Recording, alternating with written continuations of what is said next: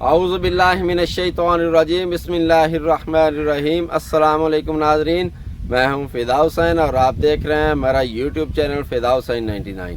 دوستو، آج کے اس ویڈیو میں ہم بات کریں گے ہمیں گندم کی بجائی کے لیے جو آئیڈیل ٹائم ہے وہ کیا ہونا چاہیے، کس ٹمپریچر میں کس موسم میں ہمیں گندم کاشت کرنی چاہیے۔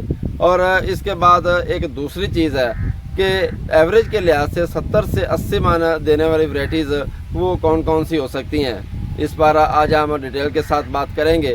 اس سے پہلے کہ ہم اپنی بات شروع کریں، جو دوست ہمارے چینل پر نئے ہیں ہمارا چینل سبسکرائب کر لیں اور ساتھ میں دیا گیا بیل آئیکن کا بٹن بھی دبا دیں تاکہ فصلوں کے لیے ہم جتنی معلومات دے رہے ہوتے ہیں وہ آپ تک بآسانی پہنچ سکیں۔ دوستو، سب سے پہلے اگر ہم بات کریں کہ گندم کی بجائی کے لیے آئیڈیل ٹائم یا آئیڈیل موسم وہ کون سا ہے، تو ہمارے شمالی پنجاب کے لیے اگر میں بات کروں تو ہمیں کم از کم 25 اکتوبر سے پہلے جو ہے وہ گندم کاشت نہیں کرنی چاہیے۔ ہاں، یہ بات ٹھیک ہے کہ اگر اس سے تھوڑی سی ارلی ہو جائے، مطلب ہے کہ 15 اکتوبر کو یا 20 اکتوبر کو اگر ہم گندم کاشت کرتے ہیں تو اس کے کچھ ایڈوانٹیجز بھی ہوتے ہیں۔ مطلب ہے کہ اگر ہم ارلی گندم کاشت کریں گے تو اس میں جو بیماری کے اٹیک ہیں، جن میں کنگھی سر فہرست ہے، اس کے آنے کے امکانات بہت کم ہو جاتے ہیں۔ اس کے بعد اس میں جڑی بوٹی کے پرابلمز جو ہیں وہ کم ہوتے ہیں، بعض اوقات ہمیں سپرے کرنے کی ضرورت بھی محسوس نہیں ہوتی۔ لیکن یہ ہے کہ اگر یہ چیزیں ہم اوائڈ کر بھی لیتے ہیں، ہماری فصل ان چیزوں سے بچ جاتی ہے، تو اگر زیادہ ارلی لگا دیں جتنا کہ ٹمپریچر اس سال چل رہا ہے، تو اس سے بعض اوقات یہ ہوتا ہے کہ ہماری گندم جو ہے وہ زیادہ شگوفے نہیں مارتی، اور بعض اوقات تو یہ بھی دیکھا گیا ہے کہ 25 سے 30 یا 35 دن تک وہ جا کر اپنے سٹے نکالنے شروع کر دیتی ہے۔ تو اس لحاظ سے ہمیں موسم جو ہے وہ لازمی ذہن میں رکھنا چاہیے۔ تو اس کے لحاظ سے میرا مشورہ یہ ہے کہ جو ہمارے شمالی پنجاب کے ذمہ دار ہیں وہ کم از کم 25 اکتوبر سے پہلے گندم کاشت نہ ہی کریں تو ان کے لیے بہتر ہوگا۔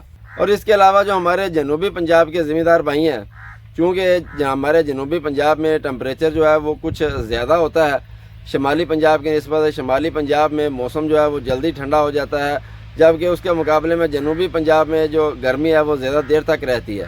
تو آپ یہ کوشش کریں کہ اگر آپ گندم کاشت کرنا چاہ رہے ہیں تو 1 نومبر تک کا لازمی انتظار کریں۔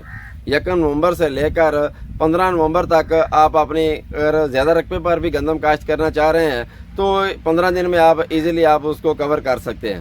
زیادہ لیٹ گندم کاشت کرنے سے بھی ظاہری بات ہے ان دی اینڈ ہمیں نقصان ہو سکتا ہے۔ تو اس کے لیے ہمارے جو پہلے ٹاپک کا خلاصہ ہے وہ یہ ہے کہ ہمارے جو شمالی پنجاب کے ذمہ دار ہیں اگر وہ گندم کاشت کرنا چاہ رہے ہیں تو آپ کم از کم 25 اکتوبر تک کا لازمی انتظار کریں۔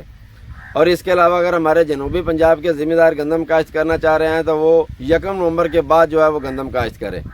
مجھے امید ہے کہ اس طریقے سے ان دنوں میں اگر آپ گندم کاشت کریں گے تو آپ گندم سے جو مطلوبہ رزلٹ حاصل کرنا چاہ رہے ہیں وہ آپ کو لازمی مل جائیں گے۔ اس کے بعد ہمارا آج کا دوسرا ٹاپک ہے کہ کون سی ایسی ورائٹیز ہیں جو کہ ہمیں 70 سے 80 من تک ایوریج دے سکتی ہیں۔ تو اس کے لیے میں آپ ذمہ داروں کو کچھ خصوصیات ایسی آپ کے ساتھ شیئر کرنا چاہ رہا ہوں۔